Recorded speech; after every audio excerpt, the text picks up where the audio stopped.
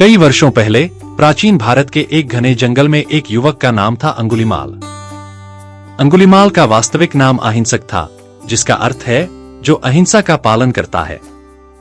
वह एक विद्वान ब्राह्मण परिवार में पैदा हुआ था। बचपन से ही वह बुद्धिमान, अनुशासन प्रिय और ईश्वर में आस्था रखने वाला था। उसकी शिक्षा पूरी करने के लिए उसे तक्षशिला विश्वविद्यालय भेजा गया। वहां के गुरुओं से वह तंत्र, मंत्र और शास्त्रों में पारंगत हो गया।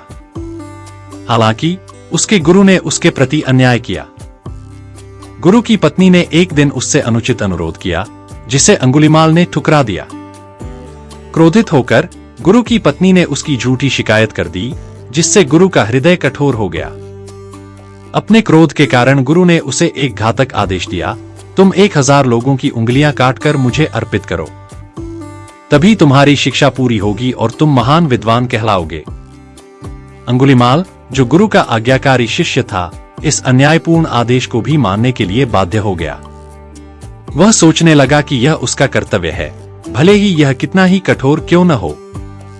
उसने जंगल में छिपकर निर्दोष यात्रियों की हत्या करनी शुरू कर दी और उनकी उंगलियों की माला बनाकर पहनने लगा।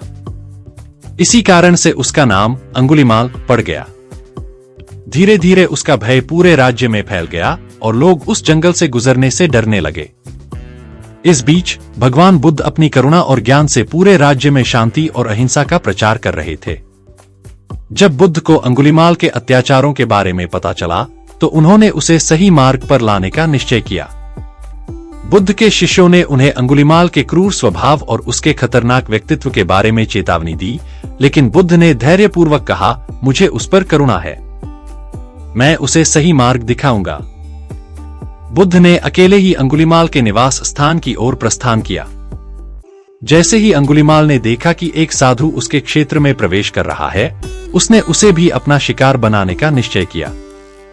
वह अपने तेज कदमों से बुद्ध की ओर दौड़ा, लेकिन एक चमत्कार हुआ। जितनी तेजी से अंगुलीमाल भागा, बुद्ध की चाल उतनी ही शांति से थी।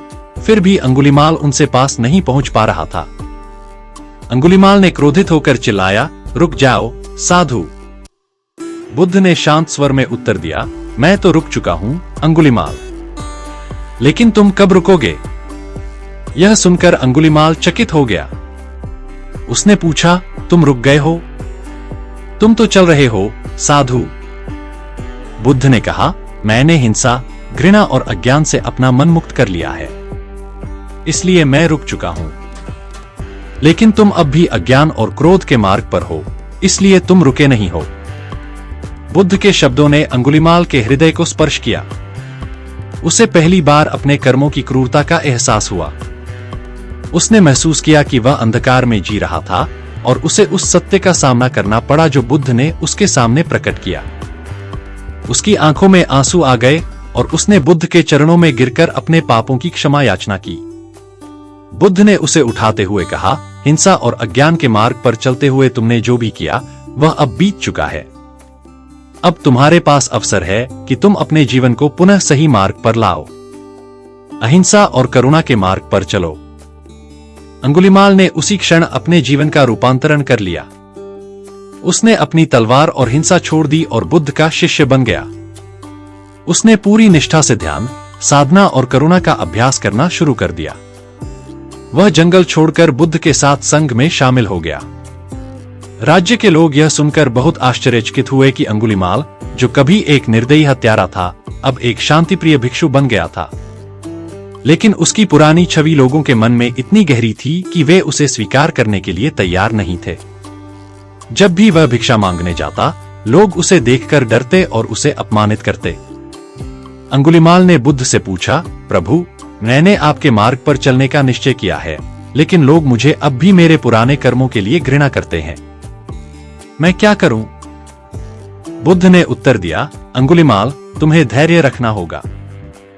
कर्म का फल अवश्य मिलता है, चाहे वह अच्छा हो या बुरा। तुमने जो कर्म किए हैं, उनके परिणामस्वरूप लोगों की नफरत का सामना तुम्हें करना पड़ेगा। लेकिन अगर तुम सत्य, करुणा और अहिंसा के मार्ग पर अडिग रहोगे, तो एक दिन लोग तुम्हें क्षमा करेंगे और तुम्हारी सच्चाई को पहचानेंगे। अंगुलीमाल ने बुद्ध के उपदेशों का पालन किया और अपने धैर्य, प्रेम और करुणा से धीरे धीरे लोगों के दिलों को जीत लिया।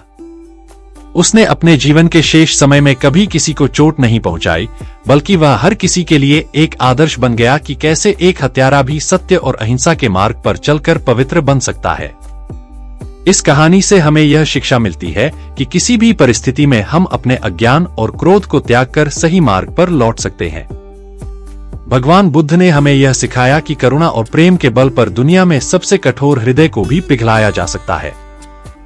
अंगुलीमाल का रूपांतरण यह दर्शाता है कि हमारे कर्म चाहे कितने भी बुरे क्यों न हो, सही समय पर सही मार्गदर्शन और सही निर्णय के साथ हम अपना जीवन सुधार सकते हैं। बुद्ध की करुणा, धैर्य और सत्य ने अंगुलीमाल के जीवन को हमेशा के लिए बदल दिया और वह एक महान संत के रूप में इतिहास में अमर हो गया।